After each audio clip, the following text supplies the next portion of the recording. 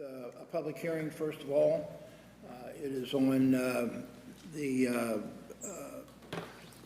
code that, or the Evendale code that will, regarding the mobile food service establishments. And I now declare this meeting open. Is there anyone who wishes to testify? And I think we have some people who wish to testify. No? Yes. Oh, here we have Okay. this gentleman. Okay, you're first, you're second. Please state your name and address. My name is Christopher Toney. I live at 3550 Carpenters Creek Drive, and I came down tonight because I understood we were going to be talking about food trucks, and I wanted to understand what were the circumstances that caused JC's to be chased off from the village. So that's my question. It's not a statement.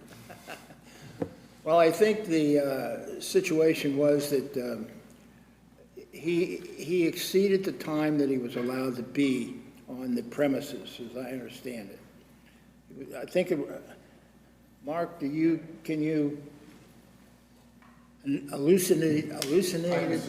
Okay. You can stand up if you want. Yeah, so some of the changes you're considering tonight are because of JC's food truck. It wasn't because they were chased off. Current regulations allow for a food truck to be in place for 9 months, every 12 months of the year. We are looking to modify some of that. So JC's food truck in particular, their permit expired, and they have applied for 2024. I sent them their paperwork. They haven't returned it. I don't know if they'll be back, or I emailed them this week to see where they are, if they were going to return the paperwork, if they wanted to come back, and I haven't heard anything. So that's where we are with them. Does that answer your question, sir?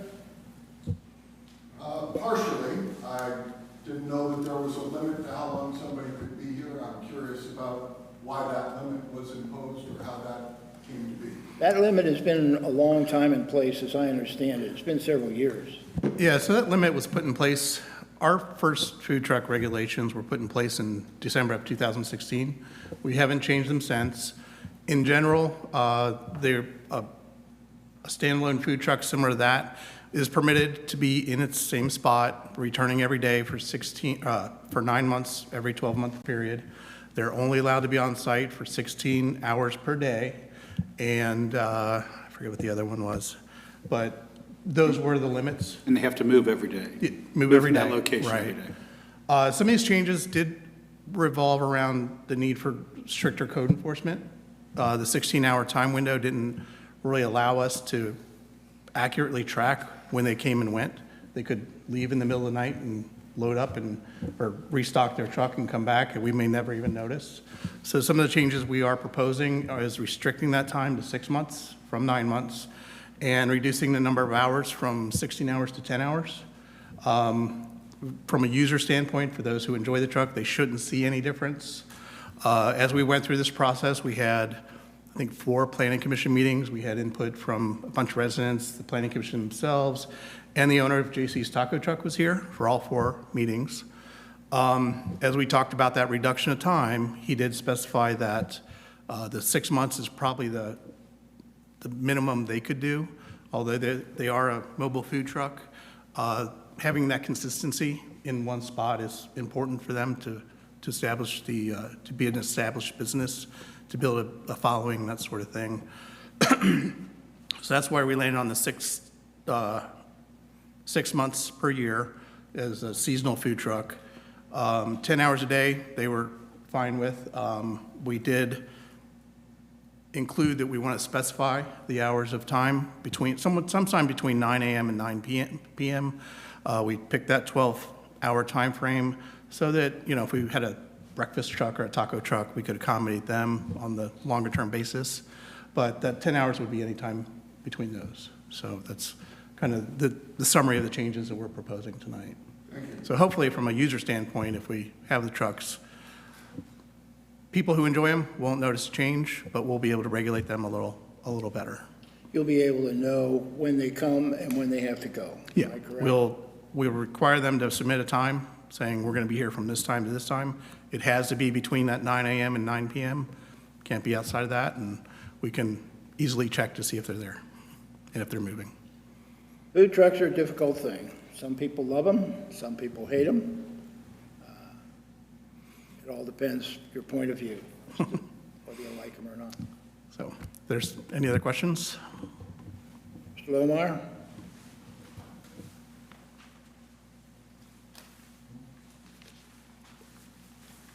Doug Lohmeyer, 9619 Otterbein Road. I'm here, and obviously I've been involved with a lot of the discussions in Planning Commission regarding the food trucks. As a past council member and a longtime resident, we've worked very hard in this community to keep it looking good. I believe food trucks have their places at special events, but not to be parked on a permanent location for long periods of time.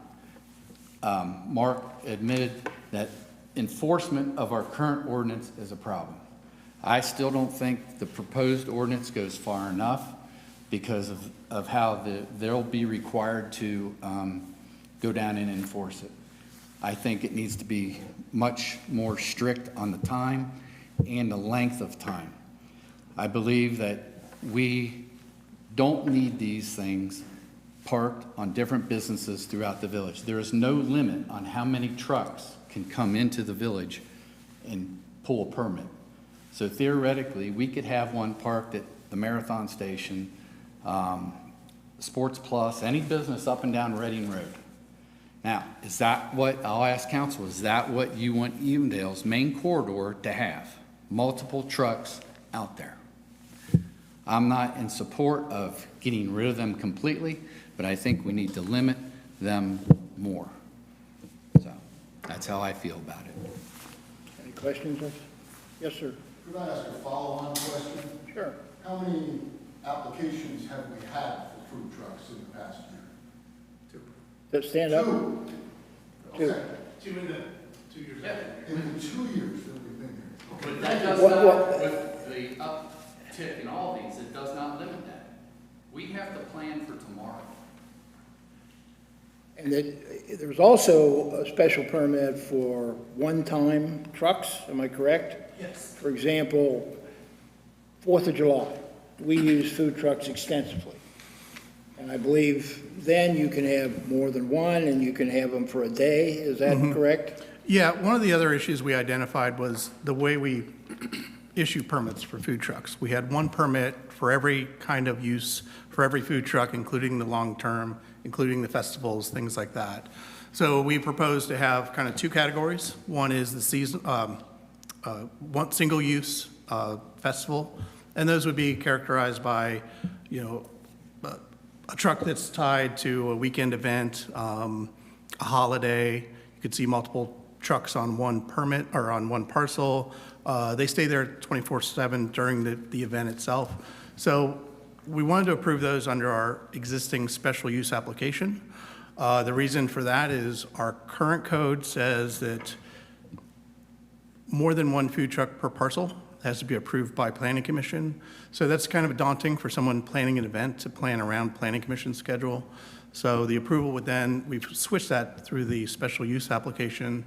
So it would be reviewed reviewed by the building planning zoning manager, but not me exclusively. We review all our permits with the our building commissioner for building code violations. We review them with the fire department for safety violations. This previous event that the rec center had, we let Robbie know, our new fire marshal, where the trucks would be, when they would be there. He started his inspections early. He knew where they were going to be, so we're not rearranging trucks for fire lanes, things like that.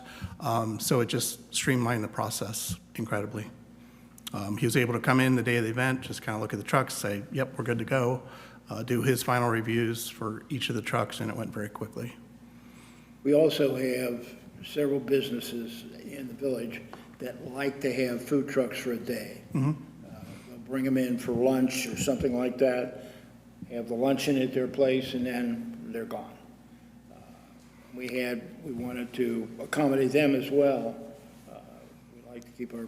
And that's one of the other changes we're proposing, is that our current code allows food truck in all commercial districts, straight zoning. So we don't account for our PUDs and we don't account for our residential districts.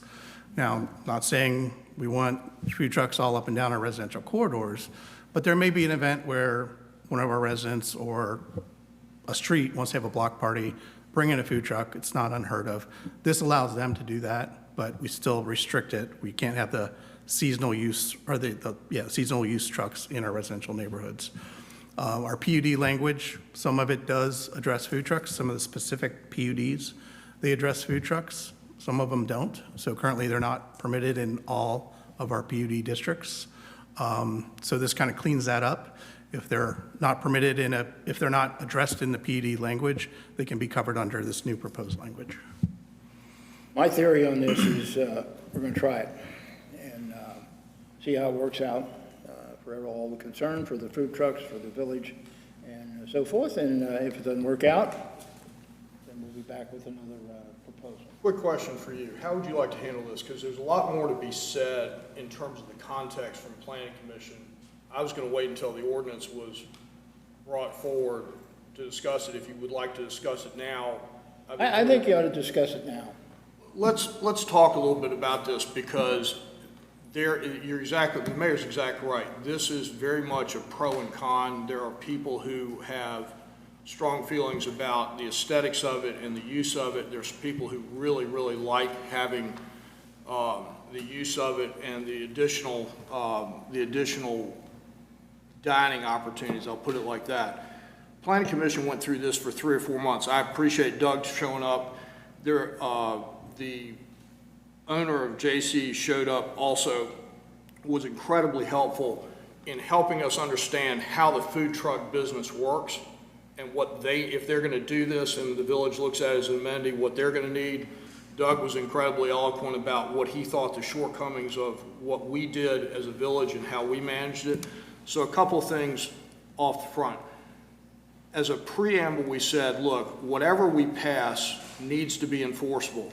The previous ordinance that we had made it impossible for residents who were going past the location where this was, for them to say, wow, it's midnight, the food truck shouldn't be there, or they're doing exactly what they should be. And so it was impossible to figure out whether they were there legally or whether they were there illegally.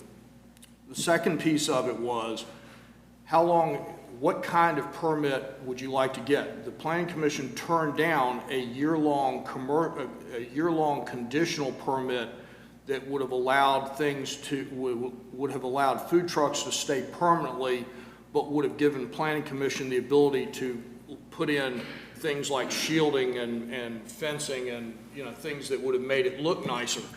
And so what was settled on was a 6-month, which was a combination of reducing the amount of time on site from 9 months to 6 months, from 16 hours a day to 10 hours a day, from 7 days a week to 6 hours a week, from 7 days a week to 6 days a week. So substantially shrinking the amount of time, while at the same time putting it long enough that food trucks could have the economic benefit that they needed, creating a seasonal opportunity where most of the food trucks are going to try and be between April and October and November, and that's going to be their season. And then obviously we expanded the festival permit from just a straight administrative piece of it. The one thing that I will say about this that's interesting is, and people have heard me on Planning Commission say this, it's true, the hardest conversations we have are the aesthetic ones, and this is all about the aesthetics. Not one person stood up and said, this is bad food, this is bad service, people are defrauding me, they're doing this, they're doing that. It was all about the aesthetics of the truck, and it was all about the enforcement. How long are they allowed to be there?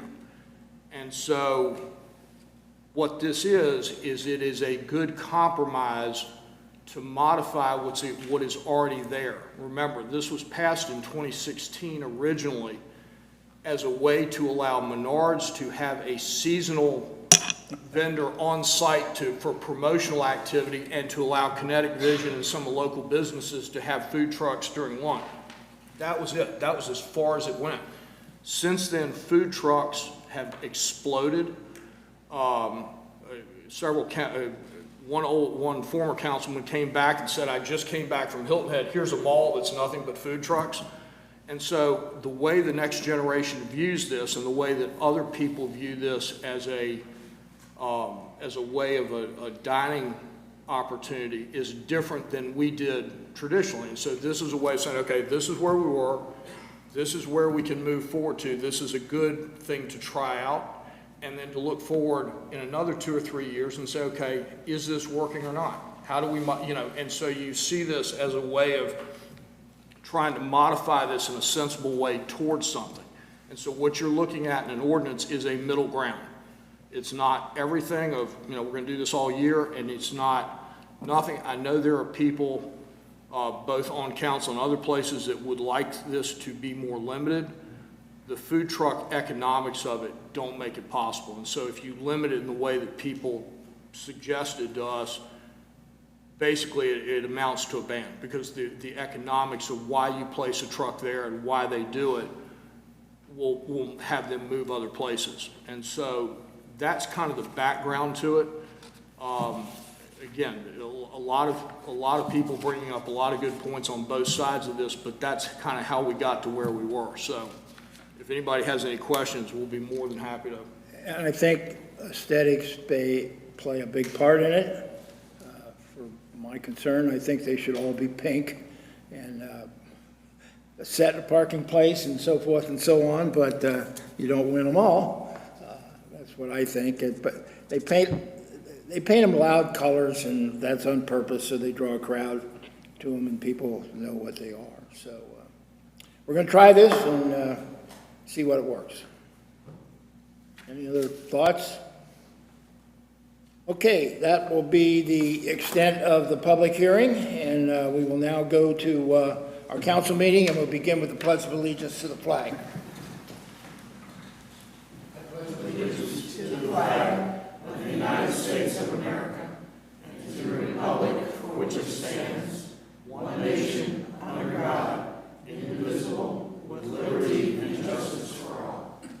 The clerk will take the roll. Mr. Sextro. Yes. Ms. McDaniel. Here. Mr. Putoff. Here. Ms. Smiley Robertson. Here. Mr. Patterson. Here. Mr. Burke. Here. The quorum haven't been established. The consent calendar or the minutes of the past meeting have been distributed. Is there any corrections, changes, or otherwise? If not, can I have a motion? So moved. Second. Mr. Burke. Yes. Mr. Sextro. Yes. Ms. McDaniel. Yes. Mr. Putoff. Yes. Ms. Smiley Robertson. Yes. Mr. Patterson. Yes. That brings us to committee reports, and we'll begin with the Finance Committee. Mr. Burke. Thank you, Mr. Mayor. So Gorman Heritage Farm, this past weekend, May 11th, was the Farm Fest, and from what I understand, it went very well. There was TV coverage for the event as well. Summer camp counselors start on Memorial Day. GHF will be leasing miniature horses for the summer and at no cost. However, they do have to pay for the food and upkeep of the animals while they're there. School field trips are wrapping up in the next week, and also Ohio Wetlands received an award, or the farm received a award for the wetlands from the Ohio Storm and Water Association. Working on designs for the new animal barn for the bidding process, and the Nature Playscape received 3 bids and will be on the agenda tonight. Service Department, again about the Gorman Heritage Farm Playscape. Grant funding was 75%, 25% with a max of $90,000. Project needs to be completed by the end of 2024, and Jeffrey Allen is the low bidder and will start mid-July, and hopefully will be ready by Sunflower Fest, and there was a request to add a completion date in the contract. Jeffrey Allen also started planning the spring planting, and you'll see a lot of the plants in the driveways and around the village. It looks very nice. The Kubota tractor has been replaced. Also, restoration around the volleyball courts delayed currently because a specific sand they want, higher quality and with no pebbles and stuff in it. So we're waiting on that. Catch basin repairs are taking place for all the streets that will be coming up for repaving in the fall. So they're doing the catch basins now. Ordinance for part-time hires will be voted on tonight. Results for shred day, we had just under 20 tons of materials. Last year, this is less than last year. Excuse me, Service Department, pre-engineering building, metal building was ordered in place, and the steel anticipation to be delivered by the end of August, beginning of September. And completion drawings of 90%, and groundbreaking should be mid-June. Recreation Center Phase 3, we received review plans set for working through the, received and review plans set for working through these plans now. BTAP roof, the work has been completed, and on the Culture Arts elevator, they have accepted, are looking forward to receiving the bids, and the estimated cost is unknown at this point. However, they're also going to be redoing the bathrooms to make them all ADA accessible while they're doing the project. Recreation. Pool furniture, ordered last year, that we ordered 30% of the replacement furniture, and it arrived, we ordered in February and arrived in time for opening day. Not so lucky this year, we ordered it in January, however, for the remaining 70%, and they're saying at the end of June. So not a little disappointing, but we're actually, Adam's working on that and trying to push them a little harder. Lighting for the pool has been replaced, working on sand volleyball courts we just talked about. And date night with Dad replaced the daddy-daughter dance, and it was a very big success. Kristen Madden also went through all the summer programming, tennis, softball, and swimming. And also there will be some orders tonight for hires. Now on to the financial report. April came in at $2,900,000, just under $3 million, which is just over $500,000 higher than tax receipts from April 2023. Year-to-date receipt totals are at $7,100,000, and which is an increase of almost $1 million over same time last year.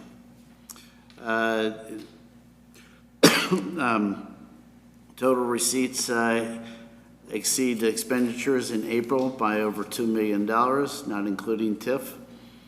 And year-to-date receipts exceed expenditures by $2.2 million. April is the first month of the year, which we have attained full year operating reserves based on the actual operating costs from 2023. Please note, large expenditures will be coming up this summer. The construction of starting in June for the new service building, currently at $6.7 million. In anticipation of the expenditures, we will be moving funds as they mature out of the managed investment accounts. There will be 3 ordinances presented to you this month with the financial components. And also we will have new auditors coming in June, which is a yearly thing. That's all for the finance. Any questions, comments, or discussion? I talked to some people over the weekend from GE, and they indicated we should be getting more in May, so I don't know. We'll see. We'll see. Okay, police and fire report. Okay, I'm going to start with the fire. There'll be 2 ordinances on the agenda. One is a memorandum of understanding with the city of Sharonville to utilize their mechanic to work on a fire truck.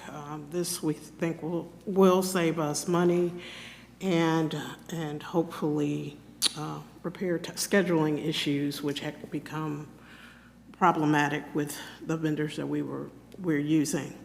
And I think I spoke last time about the 27-year-old dryer that the fire department had. I just still can't believe that. Way to get use out of an appliance. But we got a Bureau of Workman Compensation grant for the new dryer, which will allow the department to dry twice as much gear in one sitting as the current dryer does. It is a reimbursement grant, so that's part of what's on the agenda for us to pay for it. When we actually get reimbursed for the grant, the village will be paying a little over $2,800 as our portion of the expense. Okay, a reminder that the chili lunch is June 12th. And if you didn't make the open house that the fire department had, it was really a good event. And I missed the live burn. That was a learning experience about how quickly fires spread, but You got a video. I saw the video. I didn't see the video, I agree. That was really quick, so that's a good reminder. You don't have much time if a fire is there, so take appropriate precautions. For the police report, the department is well aware that coyotes have become a problem and is fielding a lot of complaints about that. This is not a good time of year for us to be able to do a lot about that other than manage the complaints. There will be some more detailed information about what you can do, and I think it's a June newsletter. Is that what we're targeting for having some additional information? So I would encourage all residents and all to read that information. When I go to cultural arts, had a very successful fine arts exhibit. Understand we were actually in City Beat as a place to be that weekend. So it's one of the top places to be. Very well attended, over 400 people. I was there at the opening night reception, try that again. And you actually had trouble getting around to see all of the exhibits, so. Very crowded. Kudos to Come that. back the next day and Yes, see the exhibits. yes. So that should be your strategy for next year, because the exhibit's not there now. So, Playhouse in the Park sold out of their event. As an art venture, I think I said this last month, that the art venture was a tour of the Hamilton County Crime Lab. It was sold out, and so we tried to get another event, which we did get, another tour scheduled for May 28th, and it is sold out. So what can we say? A popular event. And all of the classes and rentals are doing well. So that's cultural arts. Moving on to building, planning, and zoning. Planning Commission meeting next Tuesday. We'll have a public hearing for proposed zoning map amendment changes for Spartan Drive. And if approved, the proposed amendment would add 12 parcels currently zoned industrial flex 2 and heavy commercial as part of the Arrow Hub Innovation PUD district, zoning district. So this is a public hearing, so everybody is invited to come express your opinion. You're welcome to attend. If you can't make it, you could always contact Mark, Elma, and if you have any questions or concerns that could be brought up at the hearing. From a code enforcement perspective, the building department issued 8 new code enforcement violation notices. Wanted to make everyone aware that this year, this is a time of the year where, well, it was raining when I came over here. Rain gets the best of you if you're trying to keep your lawns well maintained and all that. You may receive, if your grass gets a little high, you'll get an orange door hanger, and that's just a general reminder to try to keep on top of it, but we understand. I think I heard the news earlier today that we're in for a several-day stretch of rain, so if you didn't get your grass cut yesterday, you might be out of luck for a few days. And the staff continues to work with various businesses to resolve several outstanding violations, and when we look at commercial violations, you should understand those take a little bit longer for us to get resolved. It takes several steps in the process to get that under control. There were 4 new businesses that came to the village. They're all smaller companies that are going to fill existing office or warehouse space in the village. And then from a building permit standpoint, the building department issued 17 permits with an estimated construction cost of $85,877. And that's our report. Any questions, comments? Okay, that will be that report. I have a few things. Some of you know, but Bob Hines, who's our long-term closing attorney for real estate, is retiring next month. And he's been a very good employee of the village and very helpful to us over the years. And we're going to miss him. We're going to miss him.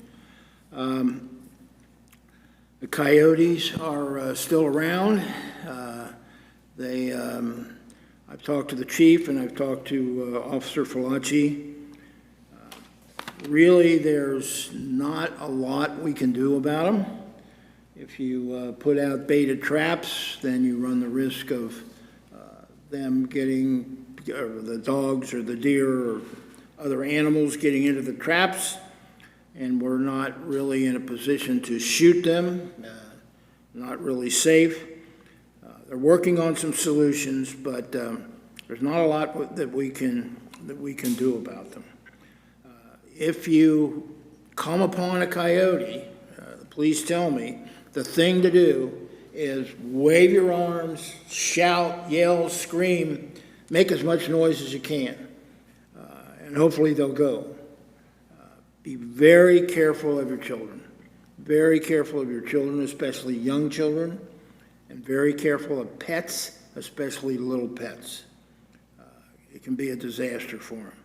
But we're continuing to work on it and see what happens. At the ICRC meeting this quarter,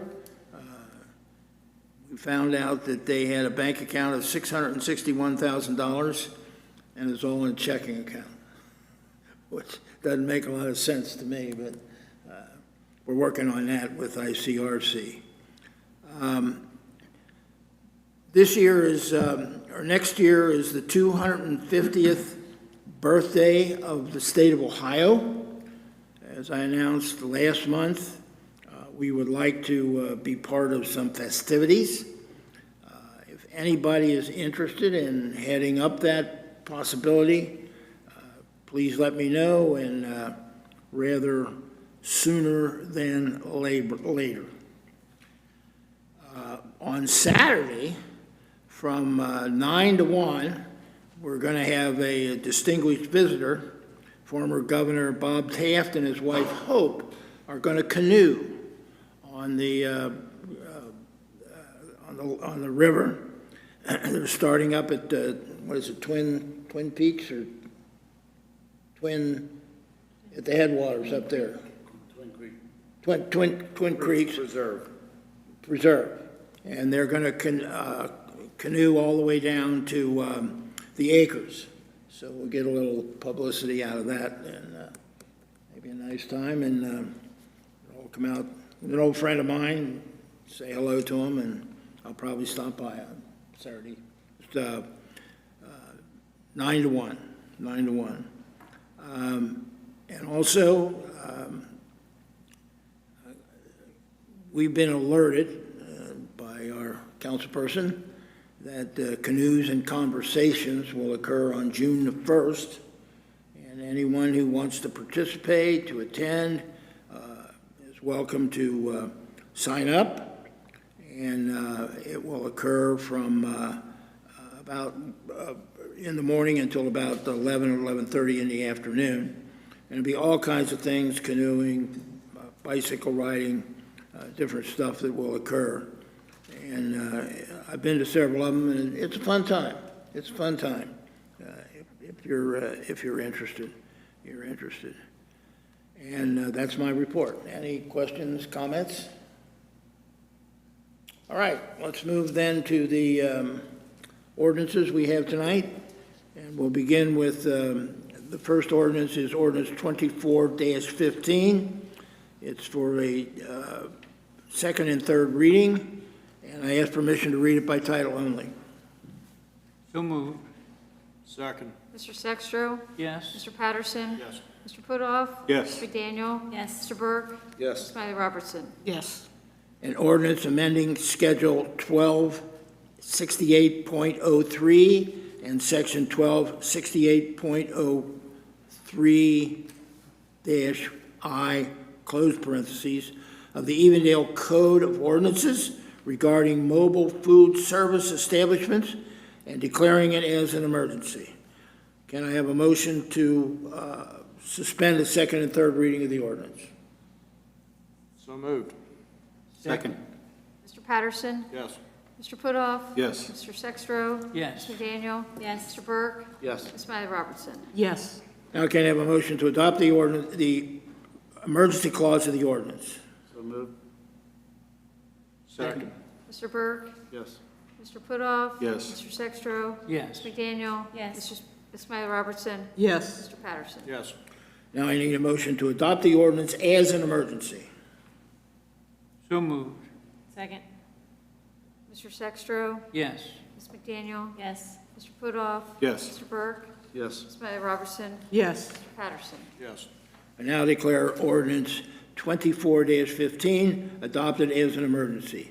Next is ordinance 24-16. I need permission to read it by title only. So moved. Second. Mr. Putoff. Yes. Mr. Patterson. Yes. Mr. Burke. Yes. Ms. Smiley Robertson. Yes. Mr. Sextro. Yes. Ms. McDaniel. Yes. An ordinance approving a transfer from the contingency fund to the fire department and declaring it as an emergency. May I have a motion to suspend the second and third reading of the ordinance? So moved. Second. Ms. Smiley Robertson. Yes.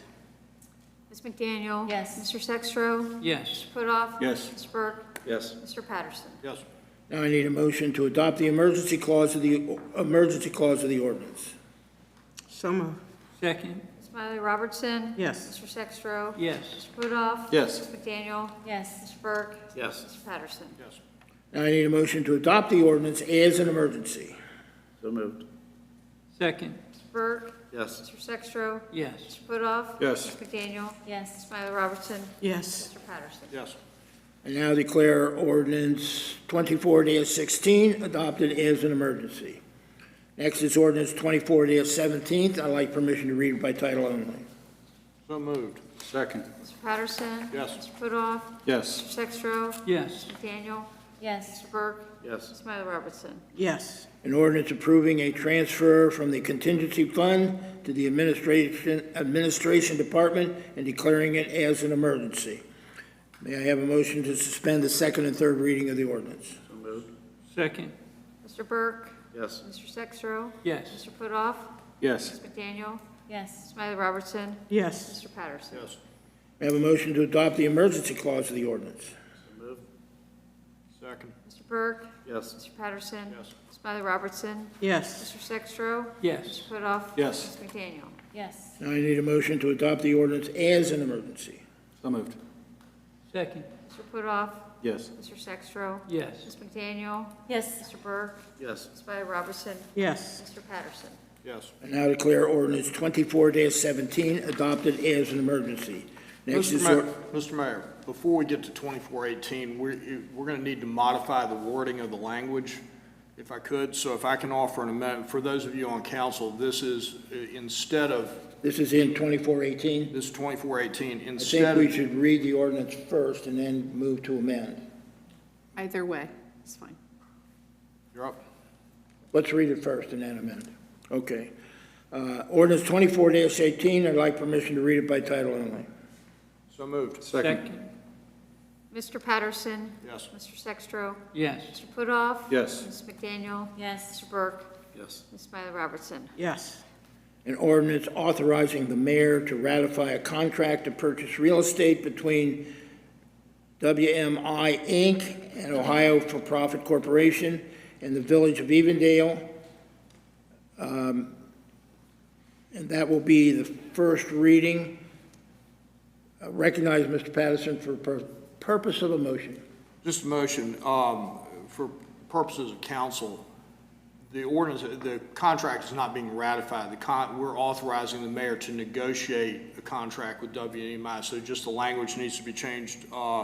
In the title, it should be an ordinance authorizing the mayor to negotiate, and then under section 1, it should read, the mayor is authorized to negotiate a contract between WMI and Ohio For-Profit Corporation and the village of Evendale substantially in the form attached. Is there a second to the motion? Second. Secretary will call the roll. Mr. Patterson? Yes. Mr. Putoff? Yes. Mr. Sextro? Yes. Ms. McDaniel? Yes. Mr. Burke? Yes. Ms. Smiley Robertson? Yes. That will constitute the first reading of the ordinance. Okay, next we have ordinance 24-19. I'd like permission to read it by title only. So moved. Second. Mr. Sextro? Yes. Ms. Smiley Robertson? Yes. Mr. Putoff? Yes. Ms. McDaniel? Yes. Mr. Burke? Yes. Mr. Patterson? Yes. An ordinance authorizing the mayor and/or his designees to enter into a memorandum of understanding with the city of Sharonville for maintenance work on village fire department apparatus and declaring it as an emergency. May I have a motion to suspend the second and third reading of the ordinance? So moved. Second. Mr. Burke? Yes. Mr. Sextro? Yes. Mr. Putoff? Yes. Ms. McDaniel? Yes. Ms. Smiley Robertson? Yes. Mr. Patterson? Yes. May I have a motion to adopt the emergency clause of the ordinance? So moved. Second. Ms. Smiley Robertson? Yes. Patterson? Yes. Mr. Burke? Yes. Mr. Sextro? Yes. Mr. Putoff? Yes. Ms. McDaniel? Yes. May I have a motion to adopt the ordinance as an emergency? So moved. Second. Mr. Burke? Yes. Ms. Smiley Robertson? Yes. Mr. Patterson? Yes. Mr. Sextro? Yes. Mr. Putoff? Yes. Ms. McDaniel? Yes. I now declare ordinance 24-19 adopted as an emergency. Next is ordinance 24-20. I need permission to read it by title only. So moved. Second. Mr. Patterson? Yes. Mr. Putoff? Yes. Mr. Sextro? Yes. Ms. McDaniel? Yes. Mr. Burke? Yes. Ms. Smiley Robertson? Yes. An ordinance authorizing the mayor to hire seasonal employees and setting pay rates and declaring it as an emergency. May I have a motion to suspend the second and third reading of the ordinance? So moved. Second. Mr. Sextro? Yes. Mr. Burke? Yes. Ms. Smiley Robertson? Yes. Mr. Patterson? Yes. Mr. Putoff? Yes. Ms. McDaniel? Yes. Now may I have a motion to adopt the emergency clause of the ordinance? So moved. Second. Ms. Smiley Robertson? Yes. Mr. Sextro? Yes. Mr. Putoff? Yes. Ms. McDaniel? Yes. Mr. Burke? Yes. Mr. Patterson? Yes. Now I need a motion to adopt the ordinance as an emergency. So moved. Second. Mr. Putoff? Yes. Mr. Patterson? Yes. Mr. Sextro? Yes. Ms. McDaniel? Yes. Mr. Burke? Yes. Ms. Smiley Robertson? Yes. I now declare ordinance 24-20 adopted as an emergency. Next is ordinance 24-21. I need permission to read it by title only. So moved. Second. Mr. Burke? Yes. Mr. Sextro? Yes. Mr. Putoff? Yes. Ms. McDaniel? I'm going to recuse Yeah. myself from this one. Ms. Smiley Robertson? Yes. Mr. Patterson? Yes. Okay, ordinance authorizing the mayor to hire seasonal employees and setting a pay rates and declaring it as an emergency. May I have a motion to suspend the second and third reading of the ordinance? So moved. Second. Mr. Sextro? Ms. Yes. Smiley Robertson? Yes. Mr. Putoff? Yes. Mr. Burke? Yes. Mr. Patterson? Yes. Now I need a motion to adopt the emergency clause of the ordinance. So moved. Second. Mr. Putoff? Yes. Mr. Patterson? Yes. Mr. Sextro? Yes. Mr. Burke? Yes. Ms. Smiley Robertson? Yes. Now I need a motion to adopt the ordinance as an emergency. So moved. Second. Mr. Burke? Yes. Mr. Sextro? Yes. Mr. Putoff? Yes. Ms. Smiley Robertson? Yes. Mr. Patterson? Yes. I now declare ordinance 24-21 adopted as an emergency. Next is ordinance 24-22. I need permission to read it by title only. So moved. Second. Mr. Burke? Yes. Mr. Patterson? Yes. Ms. Smiley Robertson? Yes. Mr. Sextro? Yes. Ms. McDaniel? Yes. Mr. Putoff? Mayor, I'm going to recuse myself from this vote. An ordinance authorizing the mayor to hire seasonal employees and setting pay rates and declaring it as an emergency. May I have a motion to suspend the second and third reading of the ordinance? So moved. Second. Mr. Sextro? Yes. Ms. McDaniel? Yes. Mr. Burke? Yes. Smiley Robertson? Yes. Mr. Patterson? Yes. Now I need a motion to adopt the emergency clause of the ordinance. So moved. Second. Mr. Burke? Yes. Mr. Sextro? Yes. Ms. McDaniel? Yes. Smiley Robertson? Yes. Mr. Patterson? Yes. Next, I need a motion to adopt the ordinance as an emergency. So moved. Second. Mr. Burke? Yes. Ms. Smiley Robertson? Yes. Mr. Patterson? Yes. Mr. Sextro? Yes. Ms. McDaniel? Yes. I now declare ordinance 24-22 adopted as an emergency. We have ordinance 24-23. I'd like permission to read it by title only. So moved. Second. Mr. Burke? Yes. Mr. Sextro? Yes. Putoff? Yes. Ms. McDaniel? Yes. Smiley Robertson? Yes. Mr. Patterson? Yes. An ordinance authorizing the mayor to enter into a contract with the lowest and best bidder for the 2024 Gorman Heritage Farm Nature Playscape Project and declaring it as an emergency. May I have a motion to suspend the second and third reading of the ordinance? So moved. Second. Mr. Patterson? Yes. Mr. Sextro? Yes. Mr. Putoff? Yes. Ms. McDaniel? Yes. Mr. Burke? Yes. Smiley Robertson? Yes. I need a motion to adopt the emergency clause of the ordinance. So moved. Second. Mr. Burke? Yes. Mr. Putoff? Yes. Mr. Sextro? Yes. Ms. McDaniel? Yes. Smiley Robertson? Yes. Mr. Patterson? Yes. Now I need a motion to adopt the ordinance as an emergency. So moved. Second. Mr. Patterson? Yes. Ms. McDaniel? Yes. Mr. Sextro? Yes. Mr. Putoff? Yes. Mr. Burke? Yes. Smiley Robertson? Yes. I now declare ordinance 24-23 adopted as an emergency. Is there any other business to come before council tonight? May I have a motion? So moved. Second. Mr. Sextro? Yes. Mr. Patterson? Yes. Ms. McDaniel? Yes. Mr. Putoff? Yes. Smiley Robertson? Yes. Mr. Burke? Yes. Council stands adjourned.